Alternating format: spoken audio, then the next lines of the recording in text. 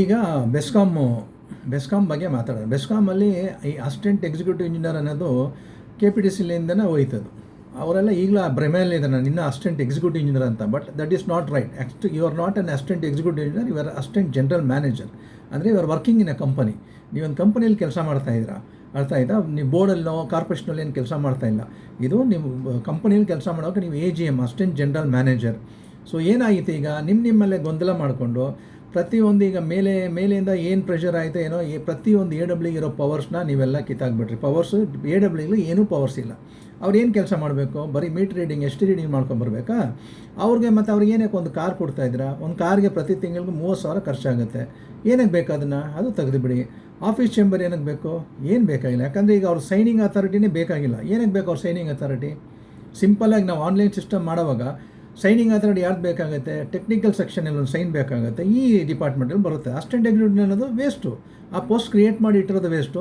ಅದಕ್ಕೆ ಪ್ರತಿ ತಿಂಗಳು ಸಂಬಳ, ಪ್ರತಿ ತಿಂಗಳು ಟ್ರಾನ್ಸ್ಪೋರ್ಟು ಏನಕ್ಕೆ ಮಾಡ್ತೀರಾ? ಒಂದು ಆಫೀಸ್ ಖರ್ಚೆಲ್ಲ ಏನಕ್ಕೆ ಮಾಡ್ತಾಯಿದ್ದೀರಾ? ಎಲ್ಲ ಫಾಸ್ಟ್ ಟ್ರ್ಯಾಕ್ ಆಗಿಬಿಡ್ತಲ್ಲ. ಫಾಸ್ಟ್ ಟ್ರ್ಯಾಕಲ್ಲಿ ಮಾಡೋವಾಗ ಏನು ಮಾಡಬೇಕು ಇವ್ರನ್ನ? ಅದಕ್ಕೋಸ್ಕರ ಹೇಳ್ತಾ ಇದ್ದೀವಿ, ಇವ್ರಿಗೊಂದು ಬೆಲೆ ಬರಬೇಕಂದ್ರೆ ನೀವು ಪ್ರತಿಯೊಂದು ಶಿಫ್ಟಿಂಗು ನಾವು ಈ ಹತ್ರ ಹೋಗ್ಬಿಟ್ಟು ಮಾಡಬೇಕಂದ್ರೆ ಮಿನಿಮಮ್ 15ರಿಂದ 20 ದಿವಸ ಆಗುತ್ತೆ. ಏನಕ್ಕೆ ಬೇಕು? ಒಂದು 20,000, 5,000, 2,000 ಫೀಸ್ ಕಟ್ಟು ಶಿಫ್ಟಿಂಗ್ ಮಾಡಬೇಕಂದ್ರೆ 15 ದಿವಸ ಕಾಯಬೇಕು. ಯಾಕಂದರೆ ಈ ಬಂದ್ಬಿಟ್ಟು ಅಷ್ಟು ಸಬ್ ಡಿವಿಷನ್ ಮೇಂಟೈನ್ ಮಾಡಬೇಕು, ಅವ್ರು ಟೈಮ್ ಸಿಕ್ಕಲ್ಲ. ಪ್ರತಿಯೊಂದು ಪ್ರೋಸೆಸ್ ಅದೇ ಪ್ರೋಸೆಸ್ ನೀವು ಪೇಪರ್ಲೆಸ್ ಅಂತ ಮಾಡ್ತೀರಿ. ಈಗ ಪೇಪರ್ ಫುಲ್ಲಾಗಿ ಮಾಡ್ತಾಯಿದ್ದೀರಾ. ಅದಕ್ಕೇನಕ್ಕೆ ಆನ್ಲೈನ್ ಸಿಸ್ಟಮ್? ನೀವು ಆಫ್ಲೈನಲ್ಲಿ ಕೆಲಸ ಮಾಡ್ಬೋದಲ್ಲ. ನೀವು ಫಸ್ಟು ನಮ್ಮ ಹಿರಿಯ ಅಧಿಕಾರಿ ಯಾರು, ನಮ್ಮ ಮಾನ್ಯ MD ಅವ್ರಿಗೆ, ನಮ್ಮ MD ಆಗಲಿ DT ಅವ್ರಿಗಾಗಲಿ ದಯವಿಟ್ಟು ಇದನ್ನ ಕನ್ಸಿಡರ್ ಮಾಡಿ ಅವ್ರಿಗೆ ಅಟ್ಲೀಸ್ಟ್ ಒಂದು 50,000, 1,00,000, 2,00,000 ಅವ್ರಿಗೆ ಒಂದು ಪವರ್ ಕೊಡಿ ಕೆಲಸ ಮಾಡೋಕ್ಕೆ. ಇಲ್ಲಾಂದ್ರೆ ಅವ್ರು ಕೆಲಸ ಮಾಡೋಕ್ಕೆ ಇಂಟ್ರೆಸ್ಟ್ ಇರಲ್ಲ. ಹೆಂಗೆ ಮಾಡ್ತಾರೆ ಕೆಲಸ ಅವರು? ಅಲ್ಲ, ಅವ್ರಿಗೆ ನೀವು ಅದು ಕೊಡೋ ಬದಲು ನೀವು ಅವ್ರನ್ನ ಪ್ರತಿಯೊಂದು AWನ ನೀವು ಬಂದ್ಬಿಟ್ಟು ಈಗ ಮಾರ್ಕೆಟಿಂಗ್ ಎಕ್ಸಿಕ್ಯೂಟಿವ್ ಥರ ಪ್ರತಿಯೊಂದು ಮನೆಗೆ ಹೋಗ್ಬಿಟ್ಟು ಸೋಲಾರ್ ಅಳವಡಿಸಿ ಅಂತ ಹೇಳ್ತಾ ಇದ್ದಾರಲ್ಲ, ಅದು ನಿಮ್ಮ ಸಂಬಂಧಪಟ್ಟದ ವಿಷಯ ಅಲ್ಲ. ನೀವು ಏನಾದರೂ ಮಾಡ್ಕೊಳ್ಳಿ. ನೀವು ಸೋಲಾರ್ ಆದರೂ ಮಾರಿಬಿಡಿ, ಅಲ್ಲ ಕರೆಂಟ್ ಎತ್ಕೊಂಡು ರೋಡಲ್ಲಿ ಮಾರೋಕ್ಕಾದ್ರೂ ಹೋಗಿ. ಫಸ್ಟು ನೀವು ಕನ್ವರ್ಟ್ ಆಗಿ ನಿಮ್ಮ ಸಂಸ್ಥೆ ಬೆಸ್ಕಾಮ್ ಸಂಸ್ಥೆ ಇದೆಲ್ಲ, ಅದನ್ನು ಫಸ್ಟ್ ಆಫ್ ಆಲ್ ನೀವು ಕನ್ವರ್ಟ್ ಆಗಿ ಎಲ್ಲ EVಗೆ ಕನೆಕ್ಟ್ ಆಗಿ ನಿಮ್ಮ ವೆಹಿಕಲ್ಸ್ ಎಲ್ಲ EVಗೆ ಮಾಡಿ, ನೀವು ಬಳಕೆ ಮಾಡೋ ವೆಹಿಕಲ್ಗೆಲ್ಲ EVಗೆ ನೀವು ಕನ್ವರ್ಟ್ ಆಗಿ ಆಮೇಲೆ ಜನಗಳಿಗೆ ಹೇಳಿವರಂತೆ. ಸೋಲಾರ್ ಸಿಸ್ಟಮ್ ಎಷ್ಟು ವರ್ಷದಿಂದ ಇದೆ. ಸೋಲಾರ್ ಮಾರ್ಕೆಟಿಂಗ್ ಏಜೆನ್ಸಿಯಾಗಿ ನಿಮ್ಮ AGMನೆಲ್ಲ ಮಾಡ್ತಾಯಿದ್ರೆ ಮಾಡಿ, ಅದು ನಿಮ್ಮ ಸಂಬಂಧದ್ದು. ಬಟ್ ಅವ್ರಿಗೆ ಪವರ್ ಕೊಡಿ. ಯಾಕಂದ್ರೆ ನಾವು ಗುತ್ತಿಗೆದಾರ ಹೋಗೋವಾಗ ಅವ್ರು ಅವಳ್ಬಿಟ್ಟು ಇರಲ್ಲ, ಕೆಲಸ ಇಲ್ಲ ಅಂದರೆ ಅವ್ರು ಅವಳ್ಬಿಟ್ಟು ಇರಲ್ಲ. ಅವ್ರಿಗೇನು ಕೆಲಸ ಇಂಥವ್ರು ಇರ್ತಾರೆ. ಅವರು ಎಷ್ಟು ರೀಡಿಂಗ್ ಮಾಡೋಕೆ ಹೋಗ್ತಾರಾ? ಎಲ್ಲೋ ಬೋರ್ಡ್ ಗಾಡೀಲಿ ಇಟ್ಕೊಂಡು ಇನ್ನೂ ನೀವು ಬಂದ್ಬಿಟ್ಟು ಏನು ಬೆಸ್ಕಾಮಲ್ಲಿ ಬೇರೆ ಪ್ರೈವೇಟ್ ಗಾಡಿಗಳಿಗೆಲ್ಲ ನೀವು ಎಲೆಕ್ಟ್ರಿಕ್ EV ಚಾರ್ಜಿಂಗ್ ಸ್ಟೇಷನ್ ಇಟ್ಕೊಂಡಿದ್ರಲ್ಲ, ಫಸ್ಟು ನಿಮ್ಮಲ್ಲಿರೋ AWಲಿರೋ ಕಾರ್ಗಳು, ನಿಮ್ಮಲ್ಲಿರೋ ವಾಹನಗಳು ಚೇಂಜ್ ಮಾಡಿ. First you just convert yourself into EV station. ಆವಾಗ ಅದ್ರಿಗೊಂದು ಬೆಲೆ ಬರ್ತದೆ. ಬೆಸ್ಕಾಮ್ ನೀವು ಮಾದರಿ ಆಗಿರ್ಬೇಕು, ಇನ್ನೊಬ್ರಿಗೆ ಹೇಳೋಂಗಿಲ್ಲ. ಮಾನ್ಯ MD ಅವ್ರಿಗೆಲ್ಲ ಗೊತ್ತಿದೆ, DT ಅವ್ರಿಗೆ ಗೊತ್ತಿದೆ.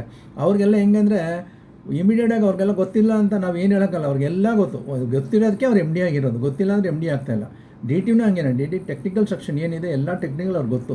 Y can't you convert yourself on the BESCOM holes ಬೆಸ್ಕಾಮ್ನ you can convert in EV ಸಿಸ್ಟಮ್ನು. Better you are not converting that one and you are wasting all the money. BESCOM company ಇನ್ನೇನು loss ಆಗೋಕ್ಕೆ chance. ಈ ಥರ pole ಆಗ್ತಾಯಿದೆ ಮನಿ. ಪ್ರತಿ ತಿಂಗಳು 30,000 first ಹಾಕಂದ್ಬಿಟ್ಟು ಏನು ಪ್ರತಿಯೊಂದು ಸಬ್ಡಿಂಗ್ 50,000 ಕೊಡ್ತಾಯಿದ್ರು. ಎಷ್ಟು ಲಕ್ಷ ಲಾಸು? ಅದರಿಂದ ಏನು ಬೆನಿಫಿಟ್ ಆಗುತ್ತೆ? ಅವ್ರು ಅಗ್ರಿಮೆಂಟ್ ಕೊಡಲ್ಲ, ಪೇಪರ್ಲೆಸ್ ಅಂತೀರ. ಏನು what is the meaning of paperless? Online is called paperless. But again that is file is full concern. Full files ನಿಮಗೆ ಬಂಡಲ್ ಆಗಿದ್ದು ಮತ್ತೆ ರೆಕಾರ್ಡ್ ಸೆಕ್ಷನ್ ತುಂಬಿರ್ತದೆ. ಇದನ್ನು ನೀವು ಫಾಸ್ಟ್ ಟ್ರ್ಯಾಕ್ ಮಾಡೋದು, ಇದನ್ನು ಫಾಸ್ಟ್ ಟ್ರ್ಯಾಕ್ ಅಂತ ಮಾಡ್ತೀರಾ. ಅದು ಫಾಸ್ಟ್ ಟ್ರ್ಯಾಕ್ ಇಲ್ಲ. ದಯವಿಟ್ಟು ಫಾಸ್ಟ್ ಟ್ರ್ಯಾಕ್ ಅನ್ನೋದು ಪದನ ತೆಗೆದುಬಿಟ್ಟು ಅದನ್ನ ಕ್ಯಾನ್ಸಲ್ ಮಾಡಿ ರೆಗ್ಯುಲರಾಗಿ ಆಫ್ಲೈನ್ ಕೆಲಸ ಮಾಡಿಬಿಡಿ. ಸುಮ್ಮನೆ ಯಾಕೆ ಅಷ್ಟು ಲಕ್ಷ ಇನ್ವೆಸ್ಟ್ಮೆಂಟ್ ಮಾಡಿರ್ತೀರ? ಅದೊಂದು ಪಾಯಿಂಟ್. ಎರಡನೇ ಪಾಯಿಂಟ್ ಏನಂದರೆ ಟೆಂಪ್ರರಿ ರಿನ್ಯೂವಲ್ ಕರೆಕ್ಟಾಗಿ ಪ್ರತಿ ತಿಂಗಳು ರಿನ್ಯೂವಲ್ ಅಂತೂ ಆಗಲ್ಲ. 3 ತಿಂಗಳು 4 ತಿಂಗಳು ಪ್ರತಿ ತಿಂಗಳು ರಿನ್ಯೂವಲ್ ಆಗ್ತಾಯಿದೆ. ಸೊ ಇದ್ರ ಬಗ್ಗೆ ನೀವು ಅದನ್ನು ಇಮಿಡಿಯೇಟಾಗಿ ಆ್ಯಕ್ಷನ್ ತಗೊಂಡು 3 ತಿಂಗಳು 4 ತಿಂಗಳು ಟೆಂಪ್ರರಿ ರಿನ್ಯೂವಲ್ ಮಾಡಿದ್ರೆ ಹೆಂಗೆ ದುಡ್ಡು ಕಟ್ತಾರೆ? ಹೆಂಗೆ ದುಡ್ಡು ಕಟ್ಟೋಕ್ಕಾಗುತ್ತೆ? ದಯವಿಟ್ಟು ಇದ್ರ ಬಗ್ಗೆ ನೀವು ಗಮನ ಕೊಟ್ಟು ಫಸ್ಟ್ ಅದನ್ನ ಇಂಪಾರ್ಟೆನ್ಸ್ ಏನಿದೆ ಅದನ್ನು ಮಾಡಿ. AWಗೆ ಪವರ್ಸ್ ನಿಮ್ಮ ಡೆಲಿಗೇಷನ್ ಆಫ್ ಪವರ್ಸ್ ಇಲ್ಲ, ಅವ್ರಿಗೆ ಒಂಚೂರು ಪವರ್ ಕೊಡಿ. ಗುತ್ತಿಗೆದಾರರಿಗೆ ತುಂಬ ಗ್ರಾಹಕರು ಗುತ್ತಿಗೆದಾರರು ತುಂಬ ಹೆಲ್ಪ್ ಆಗುತ್ತೆ. ವೇಸ್ಟಿಂಗ್ ಆಫ್ ಟೈಮ್ ವೇಸ್ಟ್ ಆಗಲ್ಲ. ಆ ಟೈಮ್ ವೇಸ್ಟ್ ಆಗೋ ಬದಲು ಟೈಮ್ ಉಳಿತಾಯ ಆಗುತ್ತೆ. ಈ ಟ್ರಾಫಿಕಲ್ಲಿ ಓಡಾಡೋ ಬದಲು ಈಸಿಯಾಗಿ ಕೆಲಸ ಆಗುತ್ತೆ.